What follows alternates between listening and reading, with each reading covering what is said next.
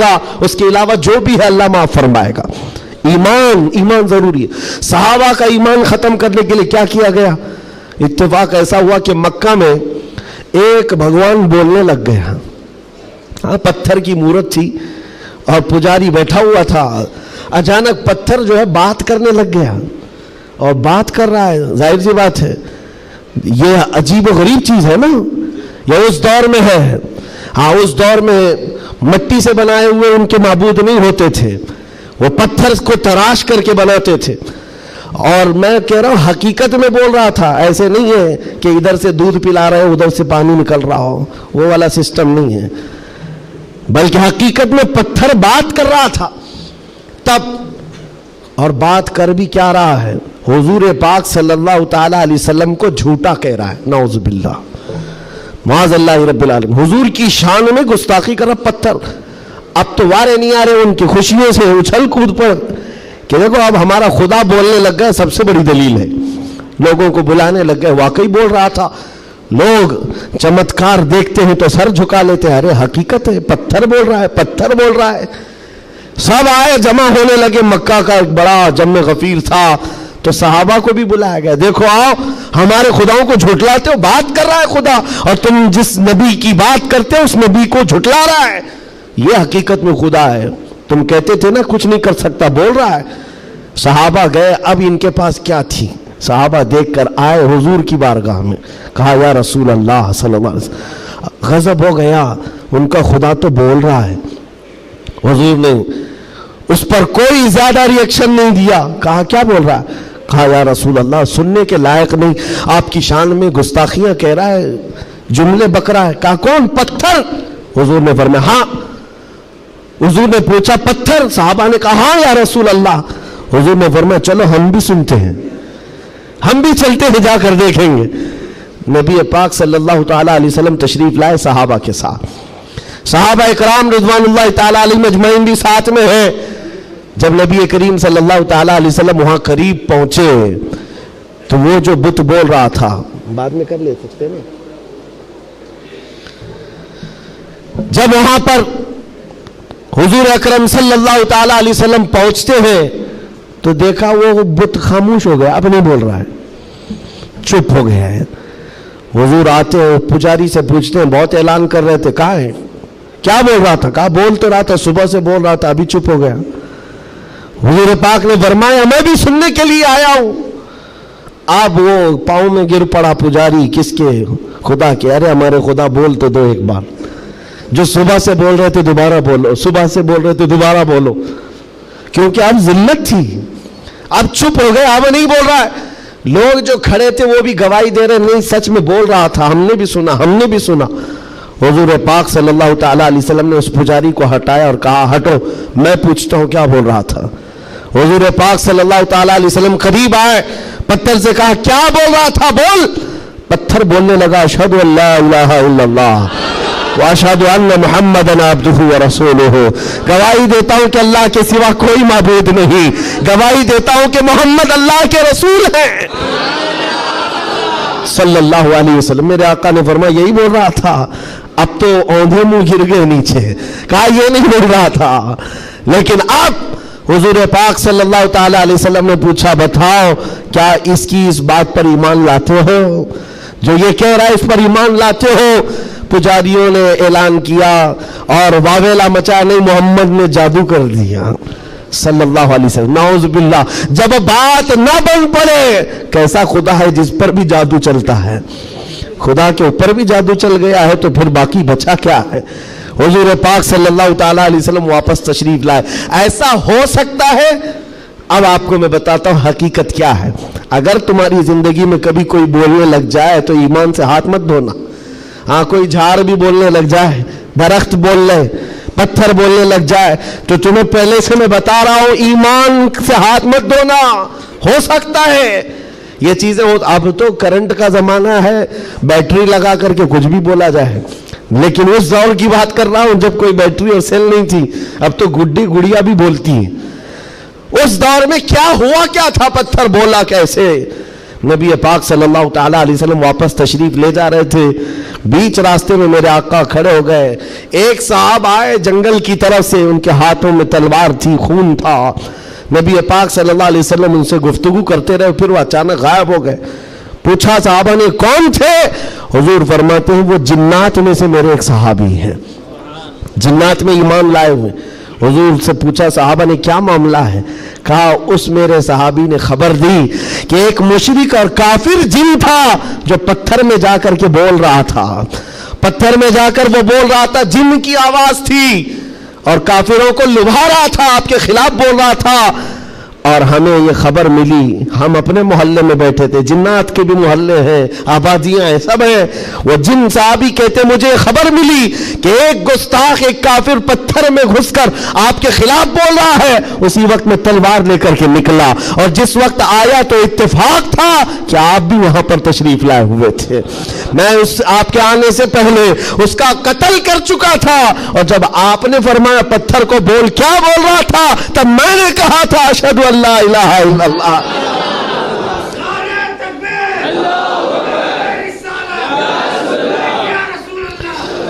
मेरे अजीजों, एक बात याद रखो, सहाबा इकराम के सामने ये भी आजमाइश आई, लेकिन वो टस से मस नहीं हुए, टस से मस नहीं हुए। वो अपने ईमान पर जमे रहे, इस्तिकामत का वो पहाड़ बनकर के कायम रहे। आज जरूरत इस बात की है मेरे अजीजों, हालात इस तरह के अगर बन जाए, दुनिया चमत्कार दिखाने लग जाए, तो अपने ईमान से हाथ मत धो बैठना। वो देखो अभी सोशल मीडिया पर एक छोटा दज्जाल भी आया, चिट्टियां ले लेकर के बताता रहता है। छोटा दज्जाल, बड़ा दज्जाल आना बाकी है जो पानी बरसा के भी दिखाएगा, सब्जा उगा करके भी दिखाएगा और एक आदमी को मार कर जिंदा करके भी दिखाएगा। यह हदीस पाक में है। तुम अभी छोटे दज्जालों पर बिक गए तो बड़े दज्जाल के साथ क्या होगा? इसलिए आज जमे रहो। अरे चिट्टियां, ये तो बहुत पुरानी बात है, फेंको पीठ पीछे, कहो हमें हमारे नबी ने बड़े दज्जाल के लिए भी पहले से तैयार फरमाया। हम ईमान रखते हैं अल्लाह की जात पर, हम ईमान रखते हैं अल्लाह की जात पर कि वो मौत और हयात का मालिक सिर्फ रब्बे जुल जलाल है। मेरे अजीजों, ये हालात पर मैंने सिर्फ इसलिए बात की कि आप क़यामत के करीब जो होने वाला है, हुजूर फरमाते हैं वैलुल लिल अरब मिन शर्रिन क़द इक़तरब। हुजूर पाक फरमाते हैं अरबों के लिए तबाही है कि अनकरीब वो एक ऐसी बुराई की तरफ जाएंगे जो उनको जहन्नम में ले जाएगी, अरबों के लिए। और हुजूर सल्लल्लाहु अलैहि वसल्लम ने यह भी फरमाया, हदीस पाक है, क़यामत उस वक्त तक नहीं आएगी जब तक कि अरब के कुछ कबीले बुत परस्ती न करने लग जाएं। अरब में होगा ही, अरब में बुत परस्ती होने लग जाएगी, मुशरिकीन वहां पैदा हो जाएंगे। यह हदीस में 1400 साल पहले मेरे आका ने फरमाया। तो तुम कभी उनको जुब्बे कुब्बों में देखकर, पूजा पाठ को देखकर ये मत समझना इस्लाम फ्लेक्सिबल है, इस्लाम में सब कुछ हो सकता है। वो तो आप नशे के अड्डे भी खोल लेंगे और खोल रहे हैं। शराब पर से पाबंदी हटा करके सऊदी अरब में अब शराब बेचने पर भी बात आ गई। औरतों का हिजाब खत्म है, मुशरिकीन का दाखिला ममनू था, लेकिन अब मदीना रसूल में भी मुशरिकीन का आना और इसकी इजाजत दे दी गई है। ये सारी क़यामत के करीब के हालात जो हुजूर ने पहले बयान फरमाए। मेरे आका ने फरमाया है ये अरब उस बुराई की तरफ जा रहे हैं जो इनको जहन्नम में ले जाने वाली है और क़यामत से पहले ये होगा। लेकिन उनके ये सारे कारनामे हमारे लिए दलील नहीं है। हरम मक्का का इमाम क्या करता है ये हमारे लिए दलील नहीं, सिद्दीक़ अकबर क्या कहता था वो हमारे लिए दलील है, फारूक आजम क्या कहता था वो दलील है, उस्मान गनी और हैदर कर्रार क्या कहते थे वो दलील है।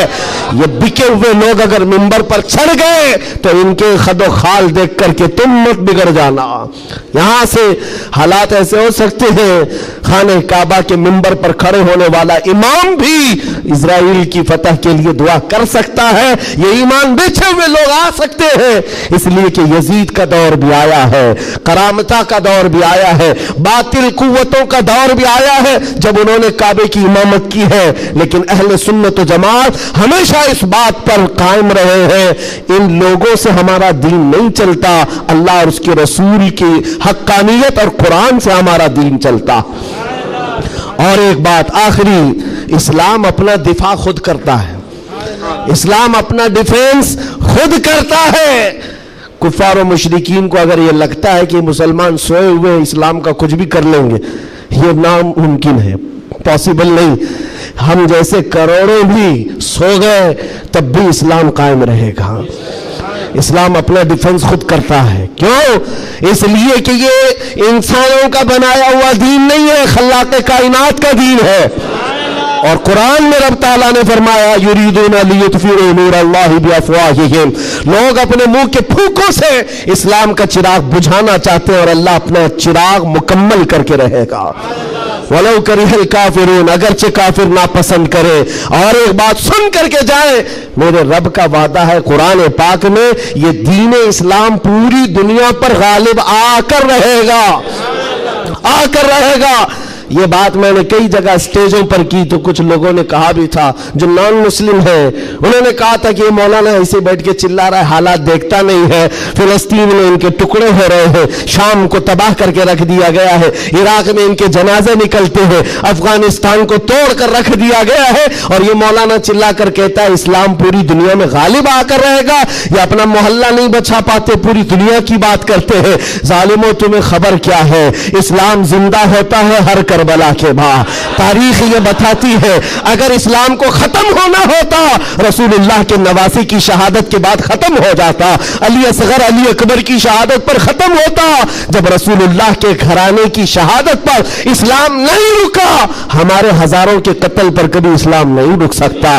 ایک غزہ ایک فلسطین کیا، ہزاروں غزہ تم اس زمین پر قائم کر کے دکھا دو، تب بھی میرا چیلنج ہے. اسلام تھا، اسلام ہے اور اسلام رہے گا. اسلام تھا، اسلام ہے، اسلام رہے گا. نبی پاک صلی اللہ تعالی علیہ وسلم کا لایا ہوا یہ وہ حسین شجر ہے جس کی جڑیں تحت الثری میں ہے اور جس کی شاخیں اوج ثریا پر ہے. اس کے پتے کو ہلانا بھی مشکل ہے. لوگ آج یہ سمجھ کر کے بیٹھے مسلمانوں کو مارنا اس کا مطلب اسلام ختم ہونا. ایسا نہیں ہے. مسلمانوں کا قتل اسلام کا قتل نہیں ہے. مسلمان اس کی حفاظت کے لیے نہیں ہے میرے عزیزو، اللہ اس کی حفاظت فرما رہا ہے، اللہ اس کی حفاظت فرما رہا ہے. اور آپ سب کی ذمہ داری یہ ہے، آپ سب کی ذمہ داری ہے. ایک سوال کا جواب اور بھی، کسی کے ذہن میں یہ چیز آتا ہے، یہ سوال آتا ہے تو اس کے اطمینان کے لیے کہہ رہا ہوں. بار بار یہ کہتے ہیں اچھا آپ کا دین حق پر ہے، آپ کا خدا حق ہے، آپ کا رسول حق ہے، تو اتنے مارے کیوں جاتے ہیں تم لوگ؟ یہ سوال کرتے ہیں کچھ گیدڑ بھپکی لوگ. ایسے سوال کرتے ہیں کیوں تم لوگ سب جگہ مارے جاتے ہو؟ ان کو ایک ہی بات کہنا، میرے عزیز تجھے پتہ نہیں ہے ہم پروانے ہیں، مرنے کے لیے ہی پیدا ہوتے ہیں. پروانہ کس کام کے لیے ہوتا ہے؟ شمع کے ارد گرد گھومتا ہے اور اپنی جان دے دیتا ہے، اور اگر جان نہیں دیتا تو اسے پروانہ بھی نہیں کہا جاتا. پورے مسلمان مصطفیٰ کریم کے پروانے ہیں. تو شمع رسالت ہے، عالم تیرا پروانہ. تو شمع رسالت ہے یا رسول اللہ، عالم تیرا پروانہ. اسی لیے ہم نے یہ کہا ہے حضور پاک شمع ہیں اور ان کے پروانے ہیں. اگر یہ مرتے ہیں کٹتے ہیں تو اس تعجب کی بات نہیں ہے. پروانے کا کام ہی اپنی جان دینا، پروانے کا کام ہی جان دینا. وقت ختم ہو گیا، یہ جمعہ کا وقت ہے. میں کس لئے میں بہ گیا مجھے اندازہ بھی نہیں ہوا. دو صحابہ کی بات کہتا ہوں، عبداللہ بن جہش اور سعد بن ابی وقاص. بات کر سکتا ہوں؟ ہاں ماشاءاللہ. یہ آپ کا علاقہ ہے، یہاں پر آنے کے لیے بھی بڑی مشکلات ہوگی ان کے لیے. بہرحال میرے لیے نہیں مشکل ہے، جن کو روکنا ہے ان کو مشکل ہے. دو صحابہ ہیں عبداللہ بن جہش اور سعد بن ابی وقاص، بڑے گہرے یار تھے ایک دوسرے کے ساتھ، بڑی ان کی جمتی تھی. احد کے میدان میں جب حضور جا رہے تھے جنگ کے میدان میں، یہ دونوں صحابہ بیٹھ کر کے دعا کر رہے ہیں. بس میں اس پر ختم کر دوں گا میرے عزیز. دونوں ساتھی ہیں، دعا کر رہے ہیں، مصلی بچھائے. سعد بن ابی وقاص کہتے ہیں عبداللہ بیٹھ، میں دعا کرتا ہوں تو آمین کہنا. عبداللہ بن جہش کہتے ٹھیک ہے، تیری دعا کے بعد میں دعا کروں گا، تم آمین کہنا. دوسرے دن جنگ ہے. سعد بن ابی وقاص دعا کرتے ہیں اللہ کل تیرے رسول کے دین کی حمایت کے لیے میں اتروں گا، تیرے نبی کے دین کی حمایت کے لیے ان کی صفوں میں جاؤں گا. مولا میری اتنی دعا ہے میرا سامنا کسی ایسے بڑے پہلوان سے کر، میرا سامنا دشمنوں کے ایسے بڑے پہلوان سے کر جو سب سے بڑا پہلوان ہو، اور خواہش تو دیکھو دعا میں کیا کہہ رہے ہیں سعد بن ابی وقاص، اے اللہ میں چاہتا ہوں کبھی اس کو سامنے سے ماروں، کبھی دائیں سے ماروں، کبھی بائیں سے ماروں، کبھی پیچھے سے، اور اس کے بعد گرا دوں اور سینے پر چڑھ کر کہوں لبیک یا رسول اللہ، یعنی اسلام کا پرچم بلند کرو۔ یہ ان کی دعا تھی۔ عبداللہ بن جحش آمین کہہ رہے تھے۔ اس کے بعد عبداللہ بن جحش کہتے ہیں اب میں دعا کرتا ہوں تو آمین کہہ۔ اللہ اکبر، ان کی دعا کیسی ہے، اللہ اللہ، حدیث میں پڑھتا ہوں میری آنکھیں بھیگ جاتی ہیں۔ عبداللہ بن جحش کہتے ہیں اے اللہ کل تیرا رسول میدان میں اتر رہا ہے، اور احد کے میدان میں جب میں تیرے دین کی حمایت کے لیے اتروں تو دشمنوں کی طرف میں بڑھ کر چلا جاؤں تیری محبت میں، تیرے نبی کی محبت میں۔ کبھی کوئی دشمن مجھے سامنے سے مارے، کبھی دائیں سے مارے، کبھی بائیں سے مارے، کبھی پیچھے سے مارے، اور تیرے محبت میں مولا، تیرے رسول کی محبت میں ہر جگہ سے زخم کھاؤں اور پھر میں شہید ہو جاؤں اسلام زندہ باد کہتے ہوئے، اسلام کی بلندی کا نعرہ لگاتے ہوئے شہید ہو جاؤں۔ ایک مارنے کی دعا کر رہا ہے، ایک مرنے کی دعا کر رہا ہے۔ یہ رسول اللہ کے پروانے ہیں۔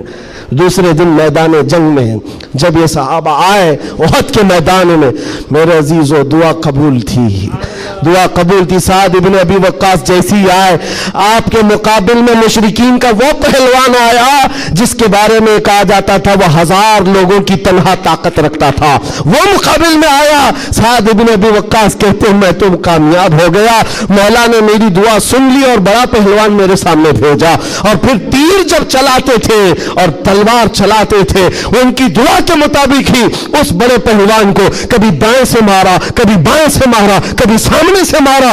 اور سعد بن ابی وقاص کی تلوار اور ان کی تیر کا اندازہ کر سکتے ہو، یہ تنہا صحابی ہے، جب تیر چلاتے تھے میرے آقا پیچھے سے کہتے تھے بِأَبِي أَنْتَ وَأُمِّي اِرْمِي يَا سعد، اے سعد تیر چلا میرے ماں باپ تجھ پر قربان ہو۔